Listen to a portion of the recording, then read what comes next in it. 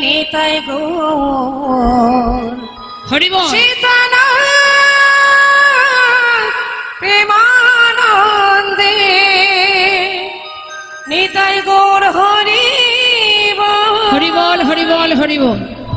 চলুন এবার আমরা সবাই বৃন্দাবনে যাই উলুধ্বনি হরিধ্বনি করে।